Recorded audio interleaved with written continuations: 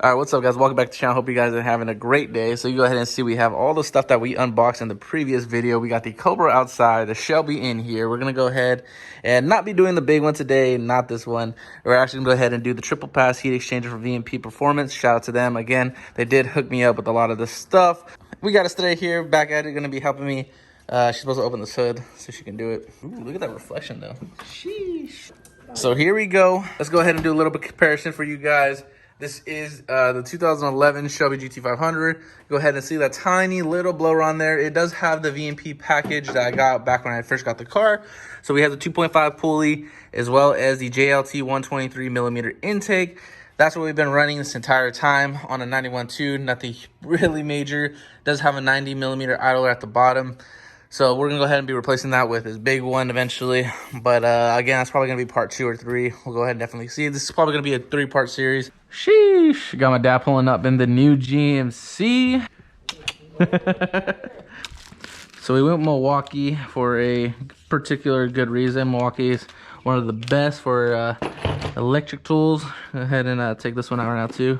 We've been using the impact driver for a little bit now. So this deal came up and might as well, you know, get an actual impact that will do the job just a little bit better than the impact driver. And then we have the ratchet wrench over there. So little battery. I liked it just so you can take it with you and carry it pretty much. So whenever we go out, we need to switch wheels. We don't need anything excessive. It's just real quick, down and dirty. We're going to be installing a VMP Triple Pass dual fan heat exchanger. All right, so this is by all means is not going to be a step-by-step because VMP already has some really great videos on the heat exchanger install. But again, they do have a very detailed installation video. But if you want to see someone actually doing it that has very little experience, that you're just at home and you're going to do it yourself like me, then stay tuned and see how this goes.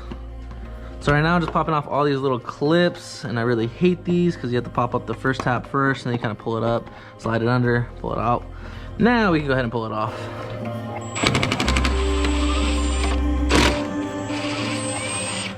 All right, so we just took off the side ones right here in the fender well. We also took off the ones at the bottom, 10s and the 7s. So now we can go ahead and actually pull off the bumper itself. So typically you go ahead and unplug your all your electrical, but you go ahead and see we have a lot of extra ones. So it's kind of going to be a little bit of a beezy, honestly, to get all these off.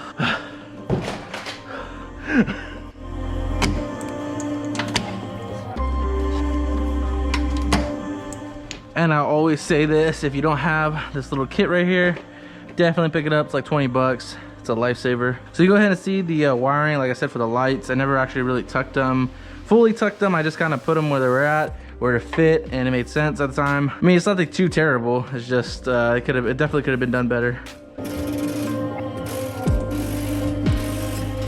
All right, so right now I'm actually gonna go ahead and take off these 13s. Should be 4 total. I already took off the other side. I'm gonna take off this one right here, and then it actually is held up by these clips on top, kind of like a hook. And once I do that, I'm gonna go ahead and just drain it pretty much right here.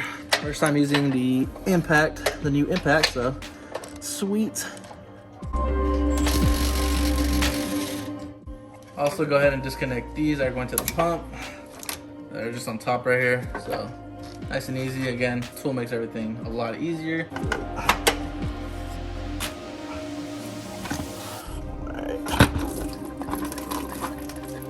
So it actually turns out there's more things different than I thought actually from the installation for the 13, 14 ones. So we gotta go ahead and disconnect this piece right here. There you go. Move it out of the way. And then we're actually gonna go ahead and disconnect this hose right here. And we have some brackets down here. And we gotta take out these clips right here. So again, that's why it's always good to have these tools. I'm just gonna get this out of the way real quick. Take that out. Gives me a lot more room to this hose I gotta take off. Let's go. It's the 4 bolts. It's down there. Go. And another one on the other side.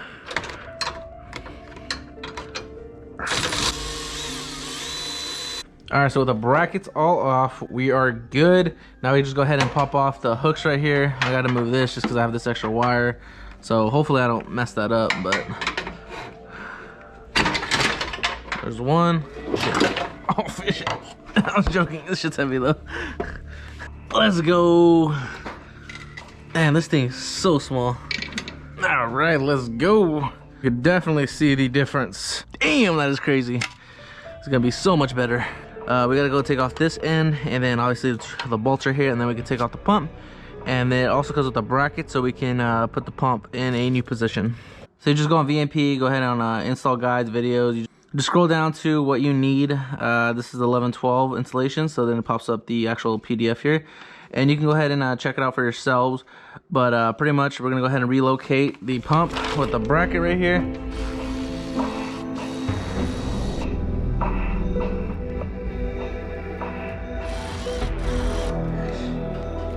There we go.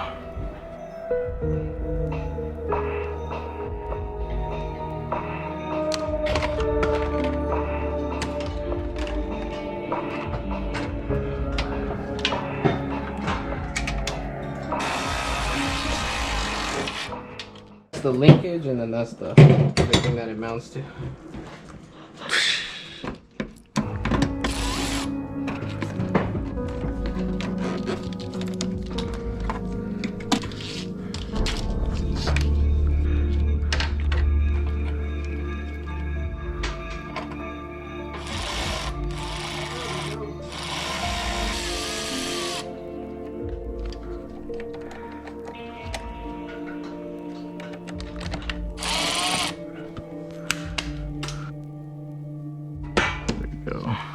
All right, so with all the hoses and everything's connected, we're just gonna go ahead and fill it up. Oops. Go ahead and see all the air bubbles pretty much coming up to the top because we have all these lines that we pretty much did new, and we have the huge heat exchanger that needs to get filled up as well. So this is the third time we're just putting more in there. So on the 2011 and up GT500s, the second relay to the back is actually the relay for the cooler pump. So we're gonna go ahead and actually just pretty much jump it up.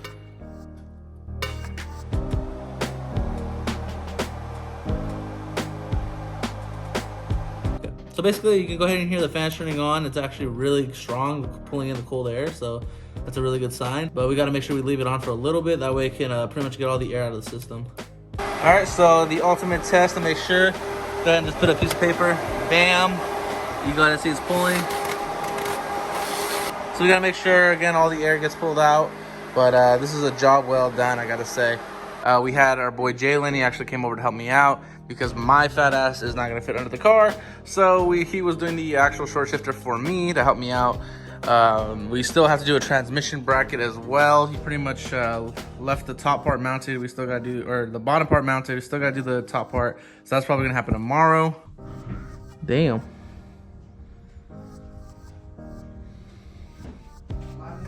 Halfway? A little over halfway? Man. Oh, wow. Actually, it has a drop in here.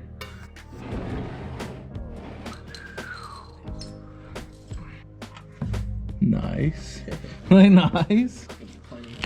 For what's around here anyways, because ain't nobody gonna be making that much power. It's enough for the street, honestly. For sure. It'll be enough to... So we went ahead and taped it up temporarily. Kind of looks good. Little design.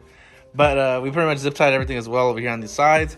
That way the wires don't drag. I just want to make sure everything is right before we actually put the bumper back on. Because once the bumper is back on, the bumper shouldn't be coming off for a good amount of time, in all honesty. Because once we do the supercharger and all that stuff, the bumper doesn't need to come off for any of that. All right, so we're gonna go ahead and get that test drive in. There we go. Looks really mean, honestly, this way. Alright guys, so that was the first cold start, and now we're trying to see if the reverse works. And as you guys can see, it does. So it feels pretty good, I'm not gonna lie. I like the stiffness rather than the flimsiness. And at the same time, as I'm trying to pay attention to my shifting, I'm also trying to pay attention to the temps to make sure the cooler's working like it's supposed to. So I'm gonna go ahead and do my first, pretty much under load, first and second.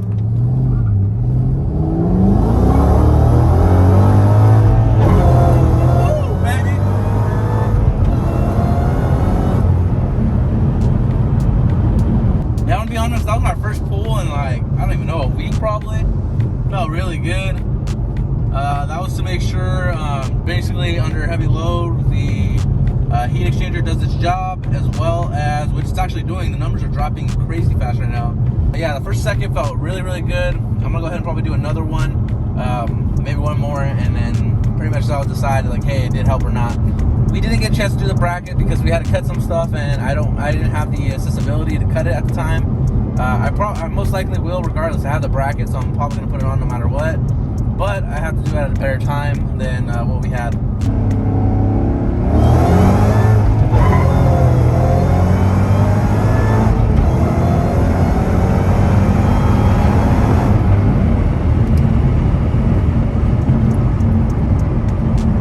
All right, so we made it to the location. I'm just gonna go ahead and take some pictures. This is actually a pretty good spot. Let's take pictures actually at her house. But anyways, you go ahead and hear the fans running. It's definitely doing its job like it's supposed to. We have Estrella right now. She's actually gonna go ahead and just reverse it just a little bit so I can take a picture. These tire marks just happen to match mine. I don't know. Maybe you guys seen some previous videos, you'll know. So with that being said, everything did go smoothly, perfect, A1. Very happy with VMP's triple pass, as well as the MGW Short Shifter. But again, a huge shout out to VMP because that's actually where I got everything. With that being said, I will see you guys in the next one. Peace out, guys.